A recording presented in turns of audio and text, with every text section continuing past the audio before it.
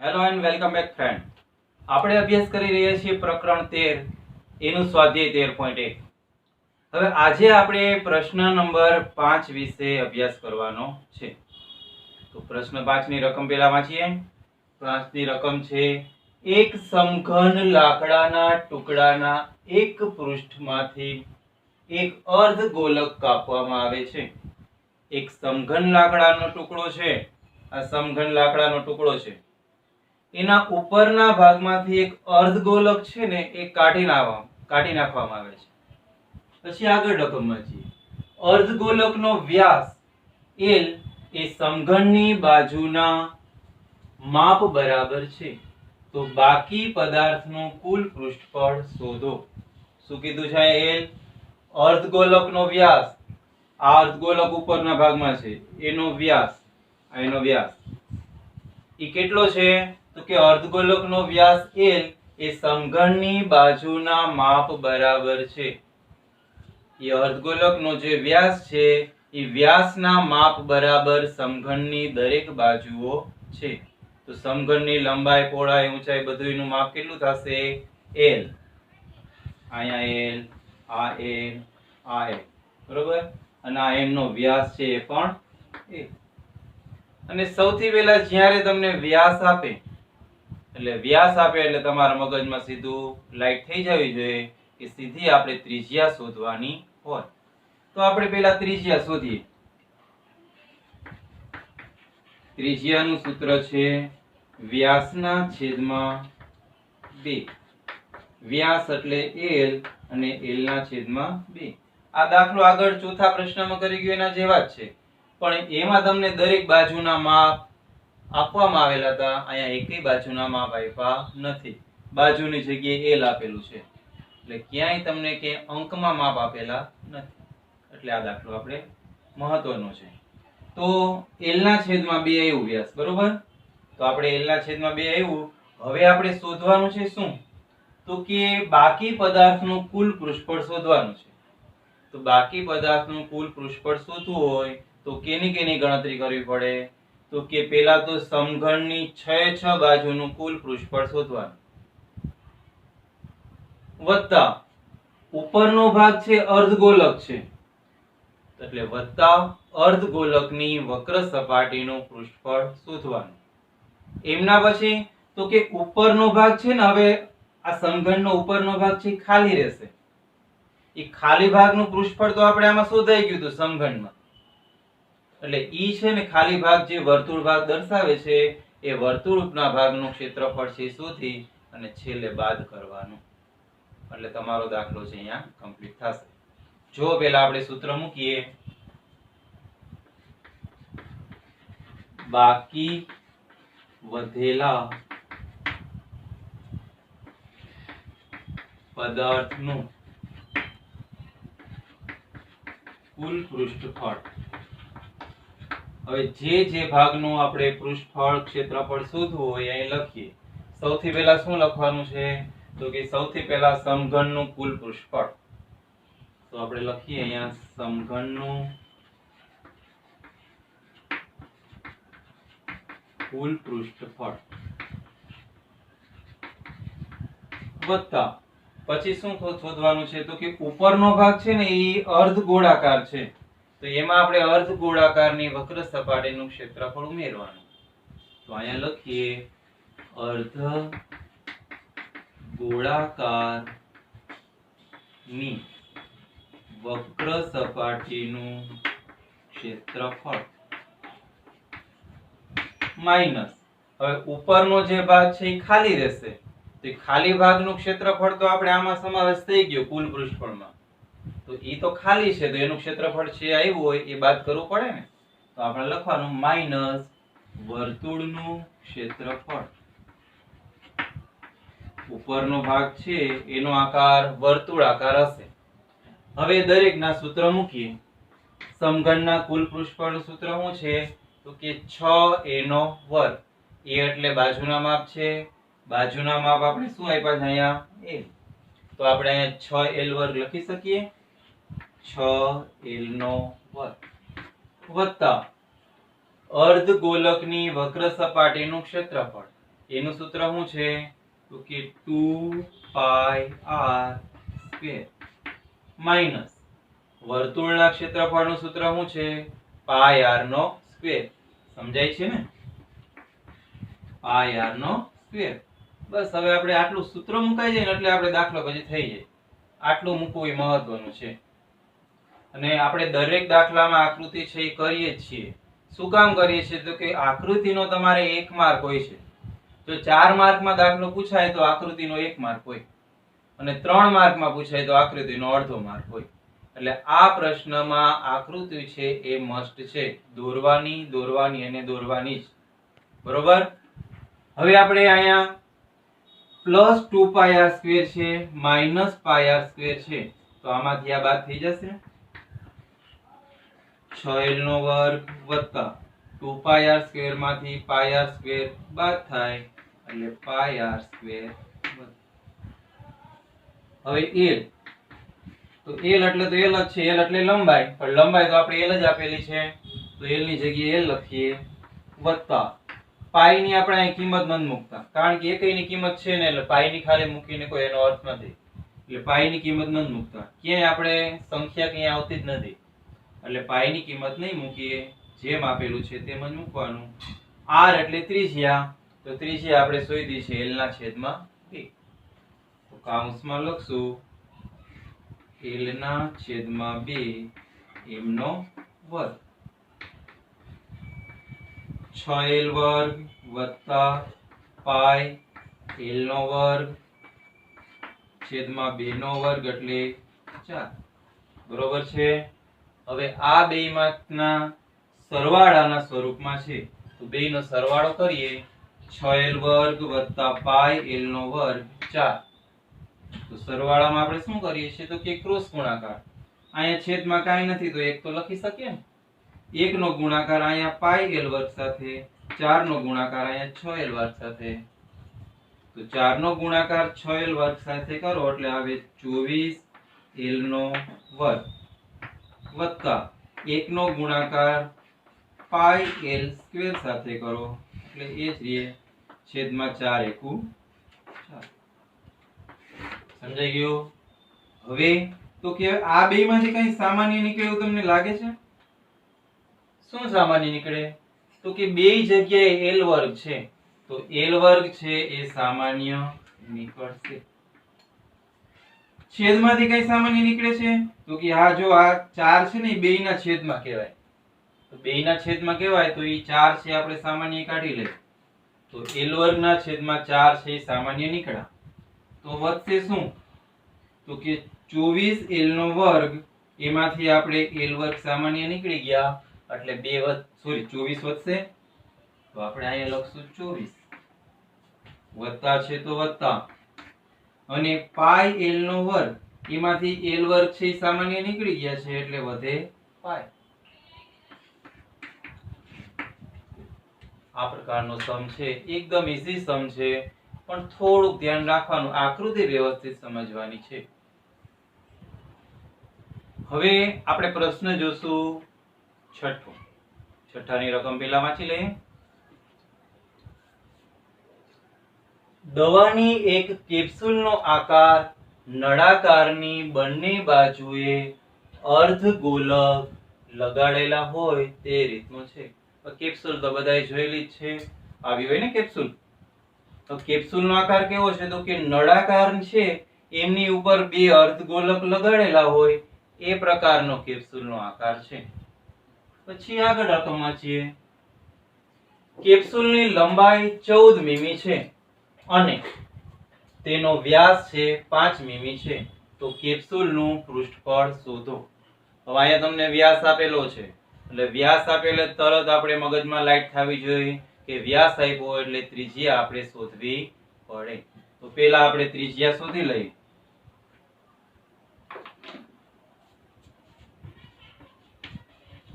ત્રિજ્યા બરાબર વ્યાસના છેદમાં 2.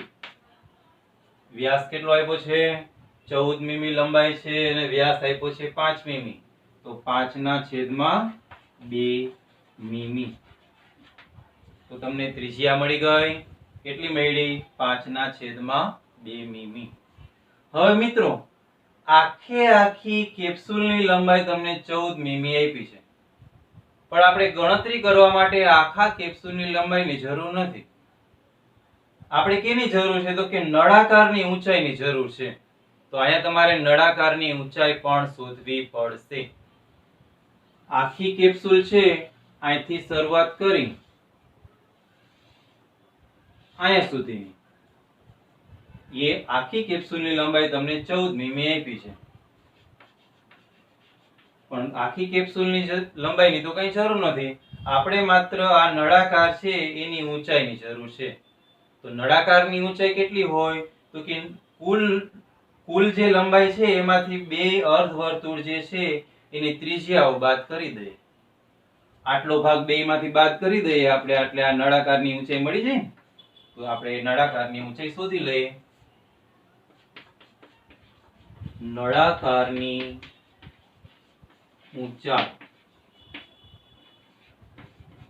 h બરાબર 14 મીમી માઈનસ 14 માંથી બાદ શું થાય? તો કે બે ત્રિજ્યા બાદ થશે, બે અર્ધગોલકની ત્રિજ્યા માઈનસ બે અર્ધગોલકની ત્રિજ્યા.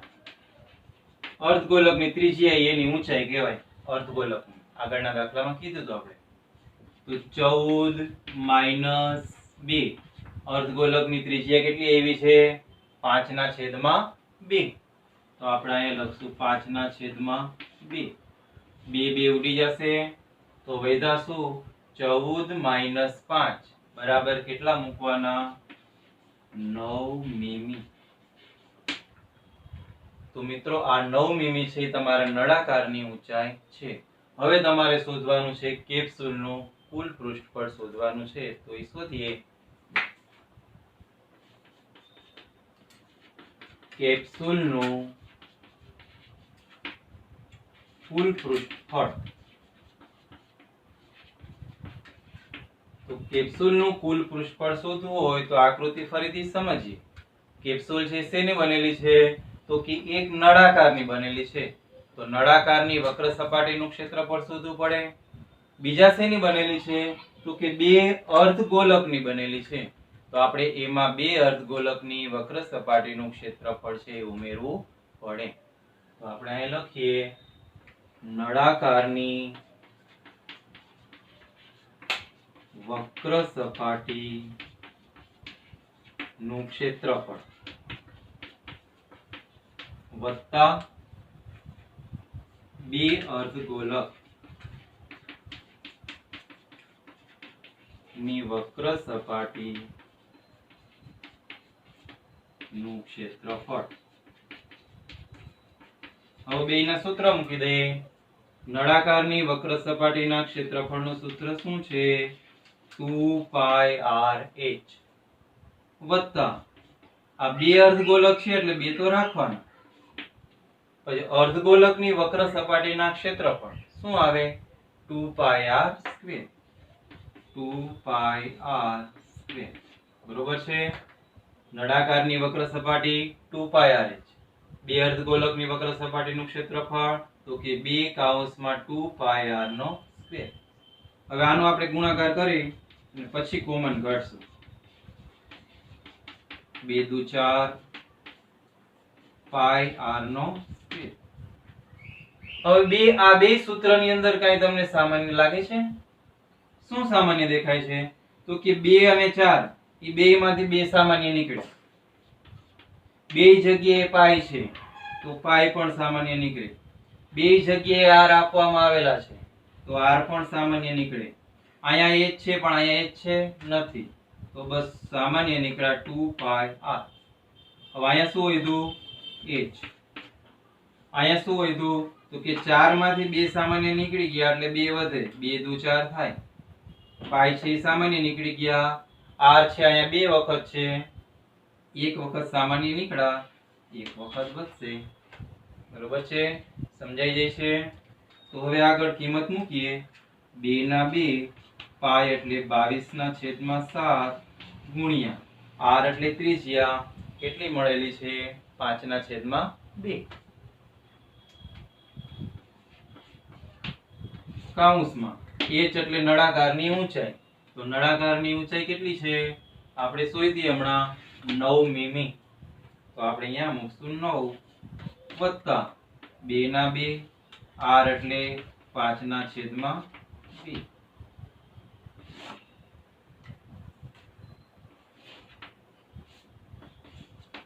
ઓકે હવે અહીંયા છેદ ઉડે છે ક્યાંય ઉડતા હોય તો ઉડાડીએ 2 અને આ 2 એના છેદ ઉડી ગયા હવે નથી ઉડતા તો 22 50 110 છેદમાં 7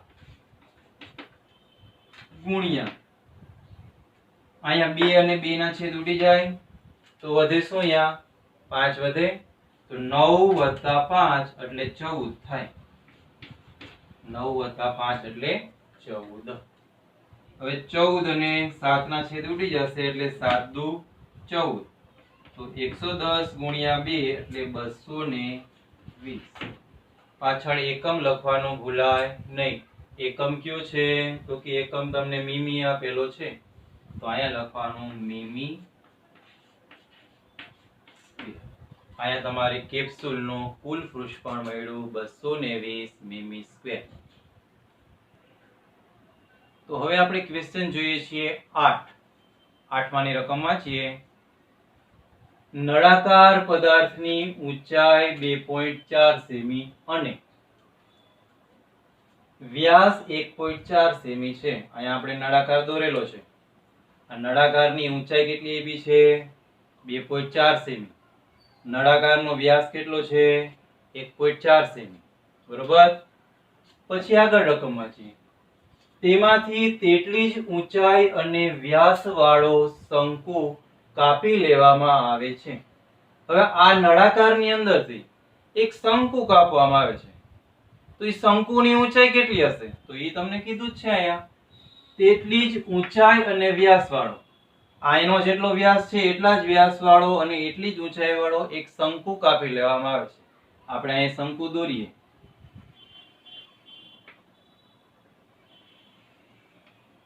બરોબર છે આની અંદરથી એક આ પ્રકારનો શંકુ છે કાપી લેવામાં આવે છે પછી આગળ તો વધેલા પદાર્થનું કુલ પૃષ્ઠફળ નજીકના સેમી સ્ક્વેરમાં શોધો હવે શંકુ કાપી લીધા પછી જે પદાર્થ વધે છે એ વધેલા પદાર્થનું કુલ પૃષ્ઠફળ તમારે નજીકના સેમી સ્ક્વેરમાં શોધવાનું છે બરોબર છે તો અહીંયા આપણે સૌથી પહેલા શું કરશું તો કે વ્યાસ આપેલો છે તો વ્યાસ આપ્યો હોય તો શું શોધવું પડે ત્રિજ્યા આપણે પહેલા શોધી લઈએ ત્રિજ્યા બરાબર વ્યાસના છેદમાં 2 વ્યાસ કેટલો છે 1.4 તો 1.4 ના છેદમાં 2 આ પોઈન્ટ કાઢ નાખીએ તો છેદમાં મીંડું વધી જશે 14 ના છેદમાં 20 લખાય તો આપણું ત્રિજ્યા આવી 14 ના છેદમાં 20 સેમી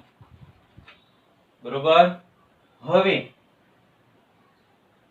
વધેલા પદાર્થનું ક્ષેત્રફળ શોધવું હોય તો શું કરવું પડે તો કે વધેલા પદાર્થનું ક્ષેત્રફળ શોધવું હોય તો તમારે આ નળાકારની વક્ર સપાટીનું ક્ષેત્રફળ એક શોધવું પડે તો નળાકારની વક્ર સપાટી એટલે આસપાસની સપાટી જ આવે ને એમાં નીચેનું તળિયું આવે ન આવે ઉપરનું મથાળું આવે ન આવે પણ નીચેનું તળિયું તો આપણી પાસે છે જ તો એનું ક્ષેત્રફળ શોધવું પડે તો નળાકારની વક્ર સપાટીનું ક્ષેત્રફળ વત્તા નળાકારના તળિયાનું ક્ષેત્રફળ વત્તા શંકુનું ક્ષેત્રફળ આ શંકુ જે બારે કાઢી લીધેલો છે તો અંદર શંકુ જેવો આકાર હશે ને તો એ શંકુની વક્ર સપાટીનું ક્ષેત્રફળ શોધવું પડે અહીંયા મથાળાનું ક્ષેત્રફળની જરૂર નથી શું કામ એ તો બારે નીકળી ગયું છે મથાળું હવે છે જ નહીં મથાળાનો ભાગ તો હવે ખાલી છે એટલે મથાળાનું ક્ષેત્રફળ નહીં શોધીએ પણ તળિયાનું ક્ષેત્રફળ શોધવું પડશે સમજાય છે તો આપણે એ પ્રમાણે કરીએ તો આપણે આ પહેલા તો આ શંકુ જે છે એ શંકુની વક્ર સપાટીના ક્ષેત્રફળનું સૂત્ર આવે છે પાઈ આર એ તો આર આપણી પાસે છે 14 ના છેદમાં 20 આપણે હમણાં શોધ્યો પણ એલ આપણી પાસે અત્યારે છે નહીં. તો પહેલા આપણે એલ શોધવો પડશે, પછી આપણે દાખલાની શરૂઆત થશે. તો પહેલા આપણે એલ શોધી લઈએ. એલ એટલે શું કહેવાય? ત્રાંસી ઊંચાઈ. ત્રાંસી ઊંચાઈ બરાબર એલ. તો એનું સૂત્ર શું આવે છે? તો કે એલ વર્ગ બરાબર એચ વર્ગ વત્તા આર વર્ગ. એલ વર્ગ બરાબર એચ વર્ગ વત્તા આર વર્ગ. એચ એટલે ઊંચાઈ. ઊંચાઈ કેટલી છે? તો કે નળાકારની જે ઊંચાઈ છે એટલી જ શંકુની ઊંચાઈ છે એવું કીધેલું છે. તો શંકુની ઊંચાઈ નળાકારની ઊંચાઈ 1 હોય તો 2.4 લખાય. 2.4 એમનો વર્ગ વત્તા આર એટલે ત્રિજ્યા. ત્રિજ્યા કેટલી છે? તો કે 1.4 છેદમાં 20. સોરી 14 ના છેદમાં 20.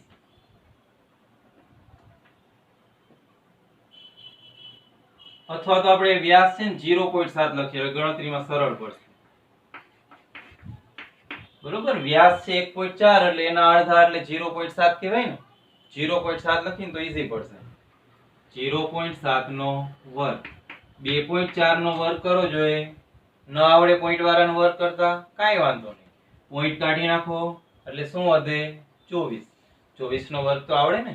24 નો વર્ગ થાય 576. હવે અહીંયા કેટલી સંખ્યા પછી પોઈન્ટ છે? તો કે 1.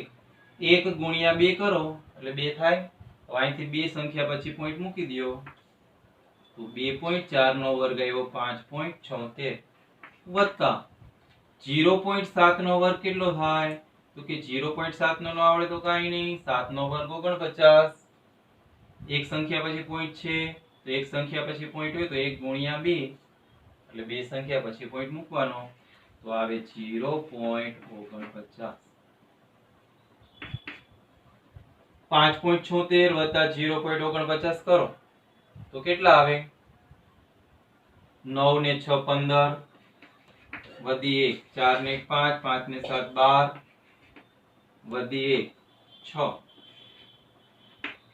બે સંખ્યા પછી પોઈન્ટ છે, બે સંખ્યા પછી પોઈન્ટ મૂકી દો 6.25. તો એલ વર્ગ બરાબર 6.25 આવ્યા. તો એલ બરાબર કેટલા આવે? એલ વર્ગ બરાબર 6.25 છે તો એલ બરાબર તો કે 6.25 નું વર્ગમૂળ કાઢો. નો આવડે તો 625 નું કાઢો. 625 નું વર્ગમૂળ થાય 25. તો અહીંયા આપણે લખશું એલ બરાબર 25. બે સંખ્યા પછી પોઈન્ટ છે, વર્ગમૂળ કાઢીએ તો એક સંખ્યા પછી પોઈન્ટ થઈ જાય. એલ બરાબર કેટલા આવ્યા? 2.5. હવે આપણે વધેલા પદાર્થનું કુલ પૃષ્ઠફળ આપણે શોધશું. વધેલા પદાર્થનું કુલ પૃષ્ઠફળ. તો આપણે હમણાં ચર્ચા કરી હતી કે શું કરવાનું? તો કે સૌથી પહેલા નળાકારની વક્ર સપાટીનું ક્ષેત્રફળ. નળાકારની વક્ર સપાટીનું ક્ષેત્રફળ વત્તા ઉમેરવાનું શું? તો કે એના તળિયાનું ક્ષેત્રફળ. નળાકારના તળિયાનું ક્ષેત્રફળ. નળાકારના તળિયાનું ક્ષેત્રફળ વત્તા પછી શું ઉમેરવાનું? તો કે પછી શંકુની વક્ર સપાટીનું ક્ષેત્રફળ. ઉપરનો ભાગ છે એ શંકુનો છે એટલે શંકુની વક્ર સપાટીનું ક્ષેત્રફળ. શંકુની વક્ર સપાટીનું ક્ષેત્રફળ. બરોબર. હવે આ દરેકના સૂત્ર મૂકીએ. નળાકારની વક્ર સપાટીનું સૂત્ર શું છે? તો કે 2πr(h) વત્તા નળાકારના તળિયાનું ક્ષેત્રફળ. એનું સૂત્ર શું છે? તો કે નળાકારના તળિયાનો આકાર છે વર્તુળાકાર હોય અને વર્તુળનું ક્ષેત્રફળ એનું સૂત્ર આવે πr² વત્તા શંકુની વક્ર સપાટીનું ક્ષેત્રફળ.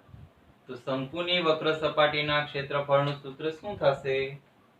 પાઈ આર એ. ઓકે, હવે આ ત્રણેયમાંથી જો કઈ સામાન્ય નીકળતું હોય તો સામાન્ય કાઢવાનું. કઈ નીકળે છે? અહીંયા 2 છે પણ અહીંયા ક્યાંય છે નહીં.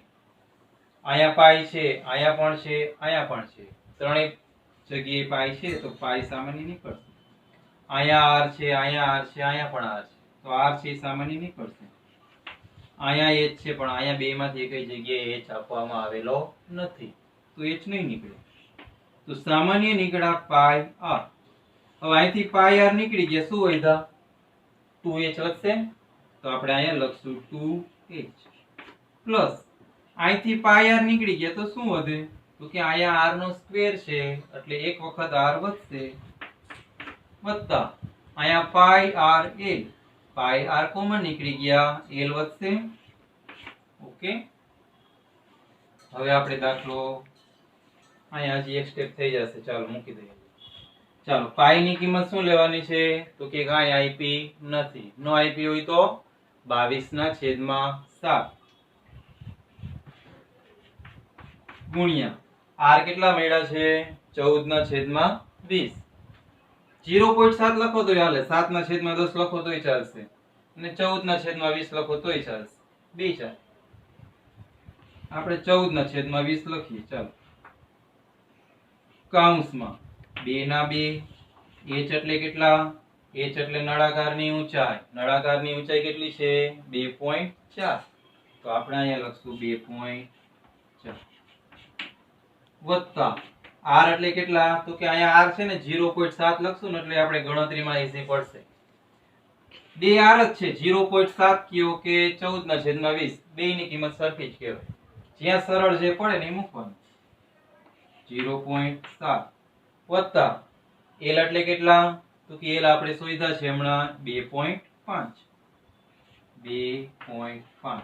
ઓકે, દરેકની કિંમત મુકાઈ ગઈ. હવે અહીંયા છેદ ઉડતા હોય તો ઉડાડીએ. 7 દુ 14 છેદ ઉડી જશે. 2 અને 20 ના છેદ ઉડી જાય. 2 દાણ 20 થઈ જશે. 22 અને 10 ના છેદ ઉડે. હા ઉડે. કેટલા ઉડશે? તો કે અહીંયા આવશે 11 અને અહીંયા આવશે 5. તો આપણે વૈધા અહીંયા 11/5. 22/7 બરોબર ઉડ્યા છે ને છેદ. 7 દુ 14, 2 દાણ 20 બરોબર 11 દુ 22 અને અહીંયા 2 5 10 બરોબર 11/5. હવે કૌંસમાં 2.4 ગુણ્યા 2 કેટલા થાય? 4.8 વત્તા 0.7 વત્તા 2.5 બરોબર. હવે આ ત્રણેયનો સરવાળો આપણે કરી જોઈએ. આ ત્રણેયના સરવાળામાં ભૂલ ન થવી જોઈએ. પોઈન્ટની નીચે પોઈન્ટ આવવો જોઈએ.